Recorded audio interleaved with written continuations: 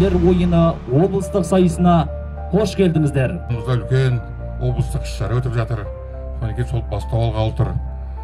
Бұл облыстық жастар арасындағы көшпенділер ойынының Төле би ауданында бастау алғаны да мінекей биыл 4-ші жыл болады. Төле би ауданының азаматтары. Солай тек жігіттер